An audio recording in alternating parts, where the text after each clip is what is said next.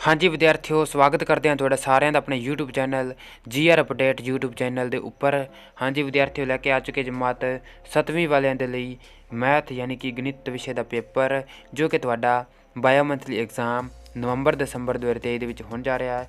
हाँ जी विद्यार्थियों, 20 नंबर का पेपर है, 40 मिनट का समा मिलेगा पेपर नूं सॉल्व करने के लिए। तो इस वाली वीडियो ये पेपर तुहानूं पूरा ही सॉल्व करवाने वाले हैं, इसलिए वीडियो नूं एंड तक वेखते रहना। विद्यार्थी जेकर इस पेपर का PDF फाइल डाउनलोड करना चाहते हो तो अपने टेलीग्राम चैनल या फिर व्हाट्सअप चैनल तो डाउनलोड कर सकते हो।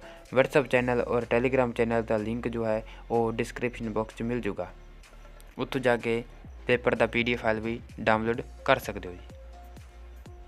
हुण जमात 7वीं का गणित विषय का पेपर तुहानूं पूरा ही सॉल्व करवा देने जी। भाग ऊड़े विच वस्तुनिष्ठ प्रश्न 8 नंबरों के 8 होंगे।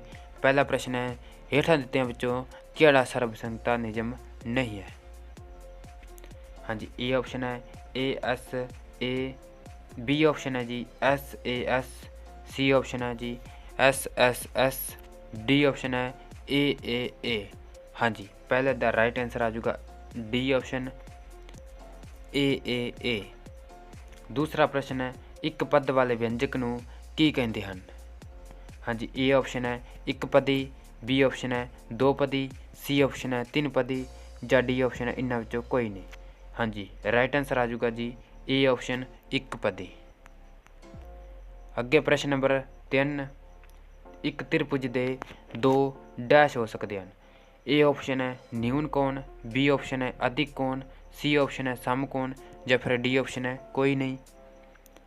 तो राइट आंसर आ जाऊगा ए ऑप्शन न्यून कोण। 5 स्क्वायर दी पावर 3 बराबर है। ए ऑप्शन 5 दी पावर 6, बी ऑप्शन है 5 दी पावर 5, सी ऑप्शन है 5 दी पावर 9, डी ऑप्शन है 10 दी पावर 3। हाँ जी, इसका आंसर आ जाऊगा जी ए ऑप्शन 5 दी पावर 6।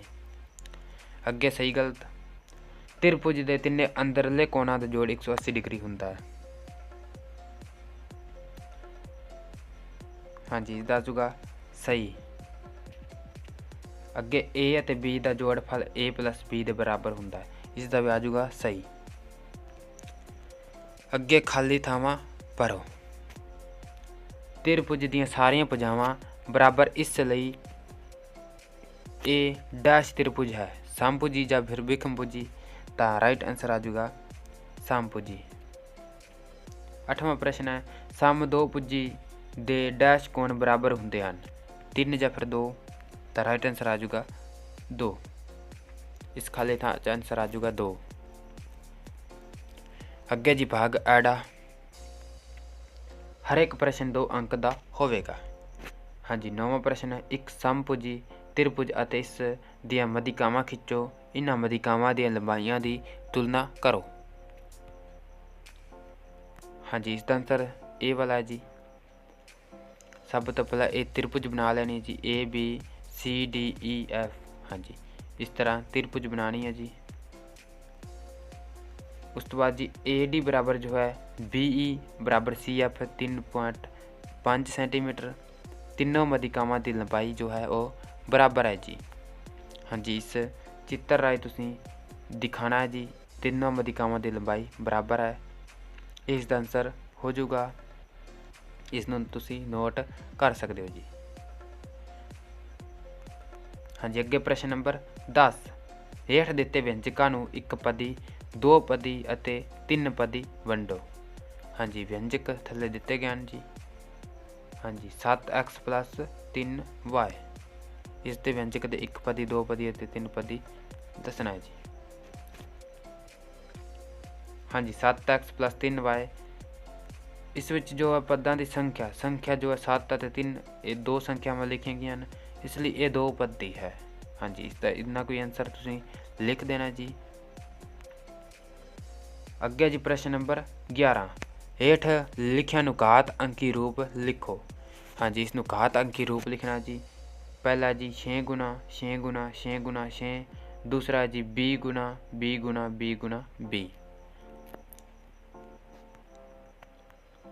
हाँ जी, इसनूं इस तरह लिखना जी, जिमें कि 6 गुना 6 गुना 6 गुना 6, 6 जो 4 बारी आ रहा है तो इसलिए 6 की पावर आ जाऊगी 4। और बी जो है ये भी 4 बार आ रहा है तो हल लिख के 4 बारी बी गुणा करके बी की पावर 4 लिख देनी है जी। हाँ जी, इस तरह इसका हल लिखना है जी। हाँ जी, अगे जी प्रश्न नंबर 12, मुल पता करो। हाँ जी, -6 की पावर 4 ब्रैकेट बंद इसका मुल पता करना है जी।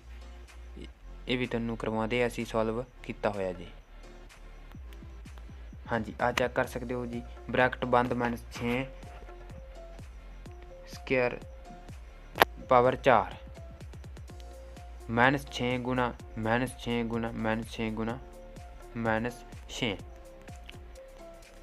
हाँ जी, इसनू कर देंगे शिकम 36 प्लस 36 गुणा कर देंगे फिर शिकम 36 प्लस 36 ब्रैकेट बंद। हाँ जी, 36 गुणा 36 ने कर देंगे 36 गुणा 36 बराबर आ जाऊगा 1296। हाँ जी, 1296 इसका आंसर आ जाऊगा जी।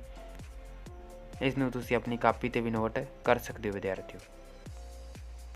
हाँ जी विद्यार्थियों, ये सी 2 नंबर वाले प्रश्न जो कि करवा देते हैं जी। हुण आगे भाग ईडी, हर एक प्रश्न 4 अंक का होवेगा। हाँ जी, 2 प्रश्न पूछे गए, एक प्रश्न का हल तुसी करना है जी। तो पहला, आयत का खेत्रफल 580 वर्ग सेंटीमीटर है, इसकी लंबाई 29 सेंटीमीटर है, इसकी चौड़ाई ते परिमाप पता करो। या फिर ये वाला प्रश्न कर सकते हो, एक तार आयत के आकार की है, इसकी लंबाई 48 एम है और चौड़ाई 32 एम है। जेकर इस तार नूं दोबारा वर्ग के रूप में मोड़िया जाए, हरेक भुजा का माप की होवेगा। ये भी पता करो कि किस आकार का खेत्रफल वध है तो कितना। हाँ जी, दोनों क्वेश्चनों के हल तुहानूं करवाने हैं असी पूरा ही सॉल्व किया होया जी।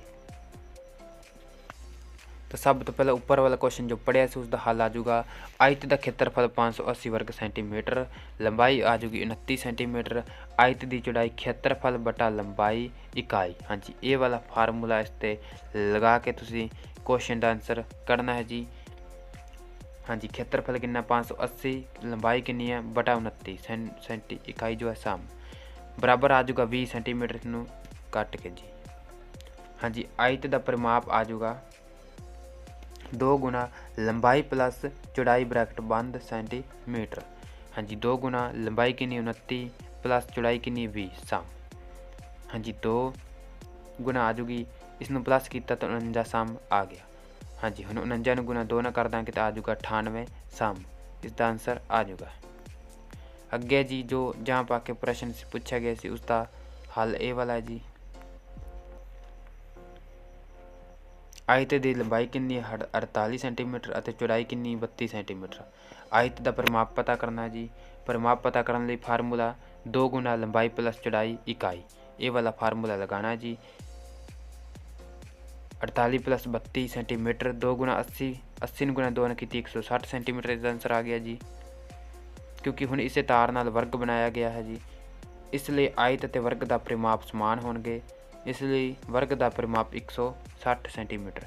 वर्ग की भुजा परिमाप नूं भाग 4 ते कर देंगे, 160 सेंटीमीटर भाग 4 40 सेंटीमीटर, इसका आंसर आ गया जी।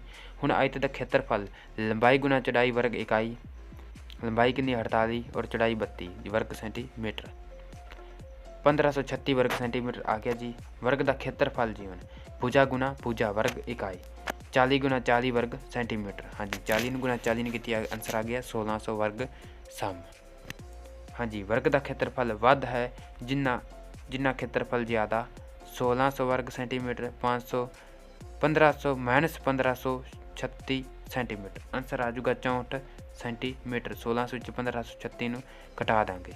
हाँ जी, ये वाला सी जमात 7वीं का गणित का पेपर जो कि तुहानूं पूरे सॉल्वड